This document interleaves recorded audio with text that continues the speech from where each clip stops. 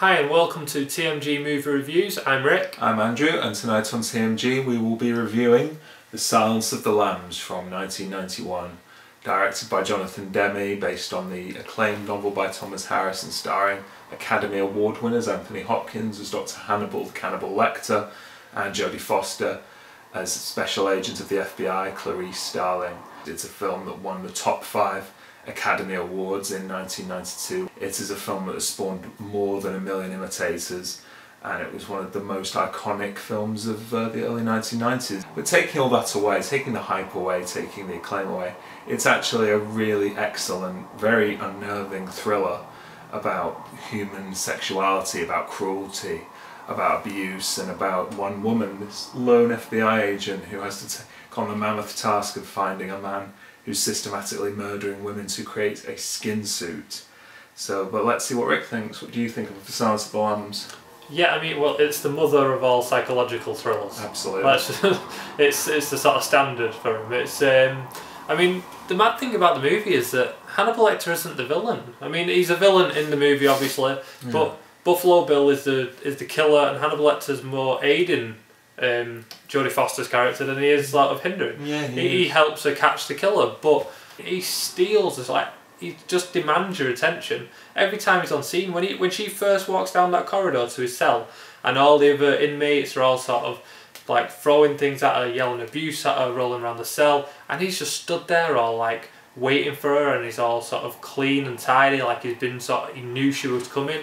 It's really, really sort of creepy. Yeah, I think the creepiest scenes are the dialogues between him and Clarice, especially in their final conversation, not the one on the phone, but the one when he's in his cage and she's telling him about the lamb she tried to rescue from the farm. And it is really frightening. I think that's what got people when the film was first released. There were stories I remember of hearing of people fainting in the cinemas, people being carried out because he was such an intimidating character. But you're right, yeah, the villain, the actual villain himself, Jane Gum, Ted Levine, he's not really the central focus. We're interested in Hannibal. I think that's why he won the Best Actor Oscar as opposed to the supporting actor, because even though it's only a small role, he's the one that takes centre frame with Jodie Foster. Yeah, I mean, he's not in that many scenes, really. Yeah, I think he's in maybe about 20 minutes, 25 minutes of screen time for 2 hours. But you basically wait. I mean, when he's on the screen, you are glued to the screen. The conversations between him and Jodie Foster are the highlight of the whole movie. It's the reason it's worth watching.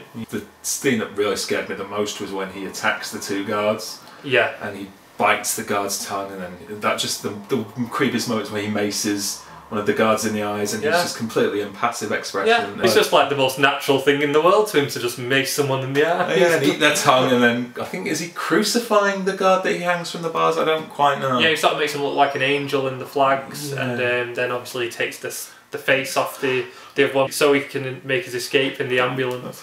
Oh, dude, it's terrible. Where do you think, I mean, you've seen Manhunt, haven't you? How do you think he compares to Brian Cox, who did the original Knocks him Hannibal? Completely out of the water. I mean, it's the reason they wanted to refilm Manhunter, because of Anthony Hopkins' performance in Silence of the Lambs. Yeah. He's just that good. Yeah, he's brilliant. I think Brian Cox is very good, but I mean, really it's Anthony Hopkins. Yeah. One of the things I want to say about Jodie Foster is she's plays the role really well, like you said.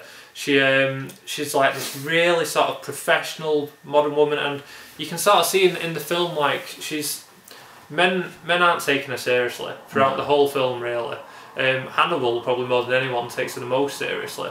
But there's this, even though she's this like really strong professional woman, there's this vulnerability to her, and I think that's a lot to do with the fact that this is her first case as an FBI agent, and she's only been a trainee up until that point. Yeah, she plays it brilliantly. So. Yeah, she's absolutely spot on and definitely deserved her Oscar. It's a very hard role to pull off for a woman who is, as Rick says, independent, who's intelligent, but who isn't being taken. She's a young woman who isn't really being taken seriously, and yet she's doing the hardest thing of all, trying to find a man who murders women, and, you know, if she's not careful, she could have been next. Alright, how about the actual murder story? Do you think, does that hold your attention as much when Hannibal's off screen? The murderer, when it shows the murderer, no. When it shows the clues and sort of solving that mystery, yeah. I mean, the murderer he sort of gets demeaned by Hannibal himself, so I mean, how much interest are we meant to be? I mean, the most interesting thing about the murderer is that he collects moths and rams them down people's throats, because that bit's a bit like, why is he doing this? That's the mystery. And sort of what's his end goal and why he's doing this to these women.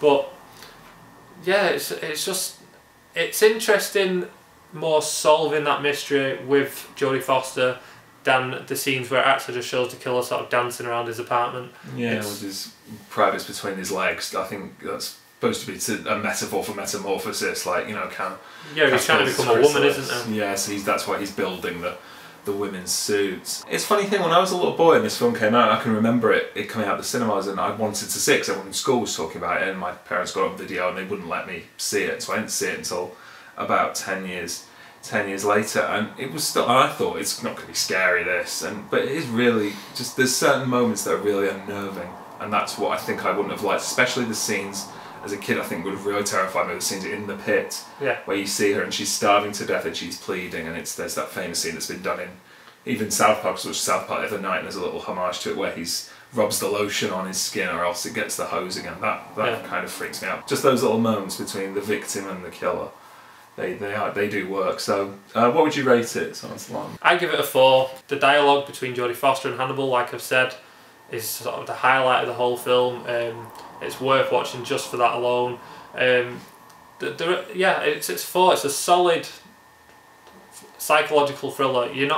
If you're going to go and see a psychological thriller, you're not going to see anything better than Silence of the Lambs. Yeah, I think I'd give it a solid 4. Brilliantly acted as well by Jodie Foster, a quick mention, who does a brilliant job with a very difficult character. Yeah. And is easily the best of all. I mean, I've got Red Dragon, Hannibal. I mean, we went to see Hannibal at cinema, didn't we? Hannibal, Manhunter, and Silence of the Lambs is definitely the best. So yeah, solid 4 stars from me. A brilliant, unnerving psychological thriller. Don't watch this with the kids. It is quite gruesome, especially that sequence. Oh yeah, don't watch it with kids. No, this is not. I'm glad I didn't see it as a kid, actually. I think my parents did a good job not letting me watch it, because it is gruesome, it is violent, and it can get quite unnerving, but definitely, if you like a good scare, please do see The Silence of the Lambs. Definitely. Thanks for watching, and please don't forget, if you like this review, click the like button and subscribe for our future reviews. Thank you very much, thank you.